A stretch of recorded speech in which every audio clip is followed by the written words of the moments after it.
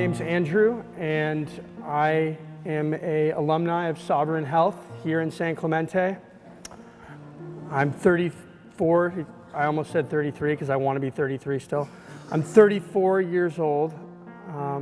My sobriety date is April 12th of 2015, so I'm coming up on 2 years.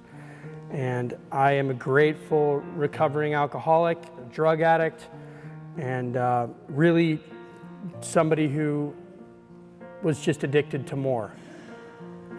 It didn't matter what it was. So, you know, to qualify, I have been through those feelings that you guys feel on a daily basis, where you're sitting around the center and you're wondering, what is it that I'm doing? What is it that we're doing? And you know, time's passing by and you can't somehow get your hands on it. And I've been there, and I go back to those times very, very frequently, because it was in those times that I realized that nobody was going to step up and take ownership of my future other than myself. And it was solely on me to advocate for myself and know the path and direction that I had to go in, and the various ways that I needed to better take care of myself. As a kid, I definitely felt terminal uniqueness growing up. There were always problems behaviorally. The only thing that really got me by, I think, is that I was a pretty decent athlete. And you know, that's what even kept me in the realm of having friends or being invited to birthday parties and stuff like that.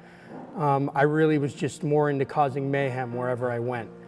And you know, I had my first drink when I was about 8 years old. It was in the summer on a lake in Iowa, visiting my family out there. And one of my dad's good friends from high school, he had a son who was about 12, and he got his hands on a case of beer.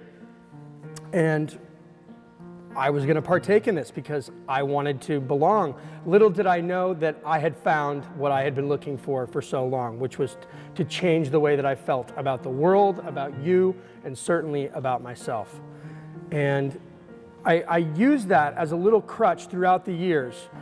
So I get into my teens, and I'm causing a lot of trouble, but again, sports along the way kept me in check, and I always had my eyes on the prize of becoming a collegiate athlete, and that's what I wanted to do, and I did it. But once I got to college, I had already arrived. I had already met my goal. So at this point, it was about establishing a new personality so that other people would like me, and that's what I did. So I was the kind of guy that would, you know, we thought it was a bright idea to take an old TV, and we took it from our dorm room, you know, however many stories up, and one night at about 2 a.m., we pushed it out the window, and it made an extremely loud crash. And those are the kinds of things that I would do. Well, after a number of behavioral infractions with the university, I was met with the dean and the athletic department, and they said, look, you're gonna have to go away and go to treatment for a little while. Otherwise, you're going to lose your scholarship. And I said, okay, yeah, sure, no problem. It's like a vacation. So I did that. And of course, you know, my family's like all supportive, and they're all thinking, oh, you know, this is it. This is the wake-up call that he needed. He's going to change his life. Yeah, right. So I have my first experience of, you know, being hospitalized in an inpatient program, and it certainly was not enough. I did whatever I could do at that point to make my way through, get what I needed. It took me all into my 20s and all the way through my 20s to continue to self-medicate. And there were times that I would take my medication, but all the time I was taking all kinds of drugs, definitely smoking a lot of marijuana, and definitely drinking a lot of alcohol. And that's really a Russian roulette cocktail when you think about it. The worst thing you can do is take psych meds and then do other drugs and drink alcohol. So I'm continually going into hospitals, and a lot of times I would go into these deep, dark depressions after, you know, a long bender, you know, or I would be doing really well at work, but I would somehow, some way now I understand exactly why I did it, but at the time I didn't. Self-sabotage myself and end up in a pit of despair. And I would end up in the hospital, and they would say again, well, you know, it sounds like based on your behavior and all these things that, you know, you're bipolar. As far as alcoholism is concerned, or addiction, I grew up at 5 years old going to meetings with my father, who got sober when I was that age, and in first grade, I walked into the first day of school and said, hi, my name's Andrew and I'm a cocaine addict.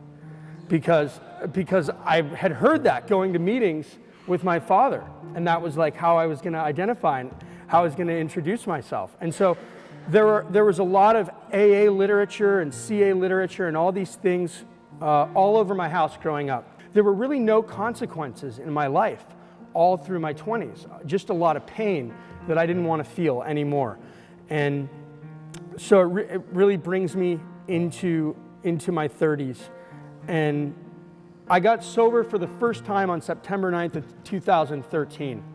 And I was definitely done at that particular time with the drugs and the alcohol. I'd been on such a crazy bender after the usual fiery car crash relationship with a woman that I was the instigator of. You know, I was either taking a hostage or I was allowing myself to be taken hostage, and then I wanted to blame the person for me jumping on the plane with them. And after you know, a number of failed relationships, in this particular one, I decided that my way to respond was to convince yet another emergency room doctor that I needed morphine because my back hurt. And that was, you know, before I then found myself locked in a hotel room with you know, a couple bottles of whatever it was.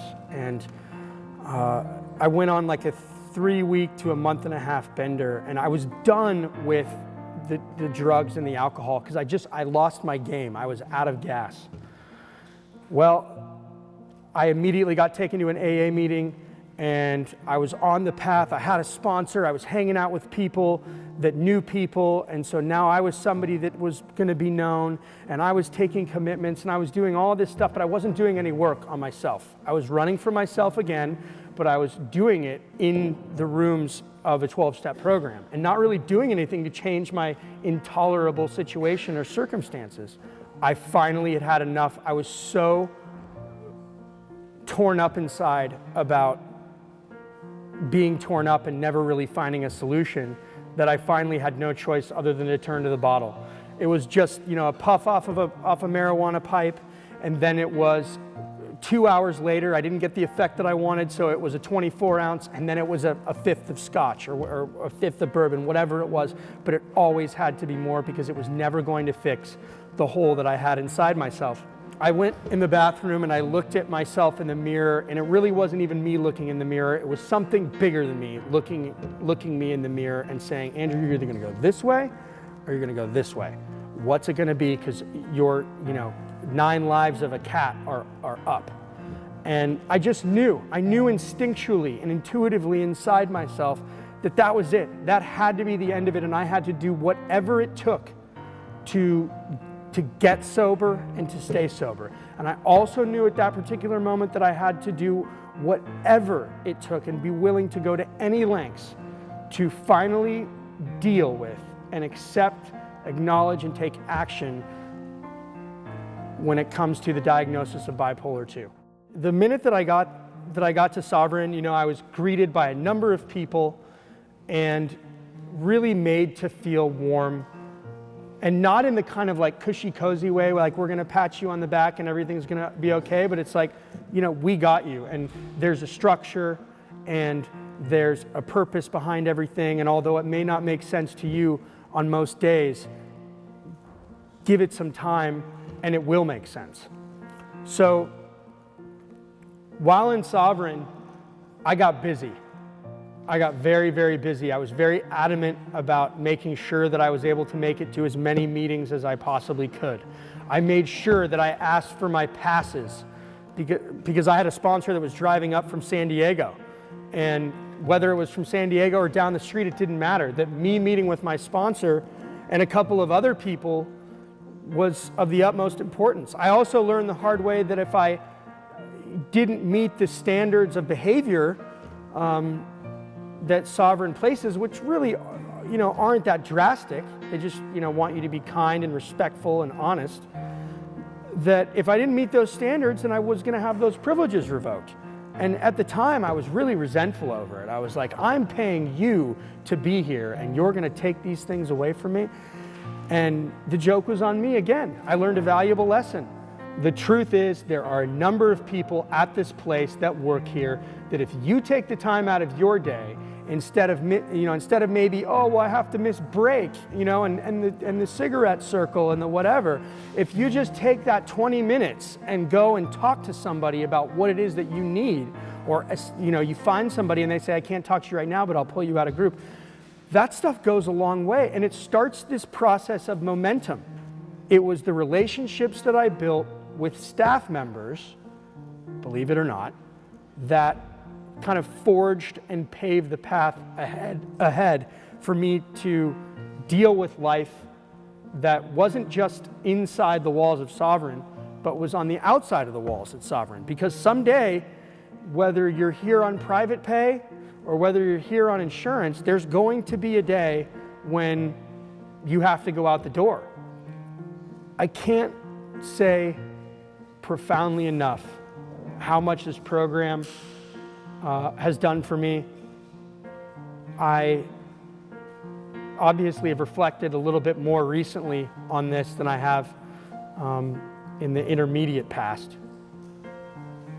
But when Guy called me and asked me to speak, it really kind of brought everything to the forefront again of the value behind this program and the value of the people that work here that will go above and beyond for you as long as you show them that you're willing and you're going to follow the rules and you're willing to ask for help.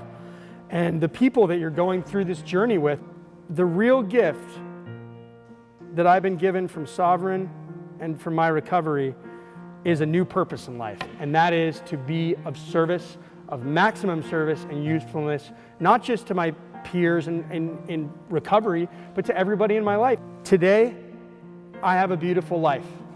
I am a good son. And I refrain from saying things that I want to say. I am a good brother, and I refrain from saying things that I want to say. I am a good friend, and I refrain from saying things that I want to say. And, I never also thought it possible to even comprehend what a healthy relationship is. And today I can say that I know exactly what it is. That gift that I've been given of maximum service and usefulness, I also get to be a great uncle. I have to ask myself this every day. How bad do I want it?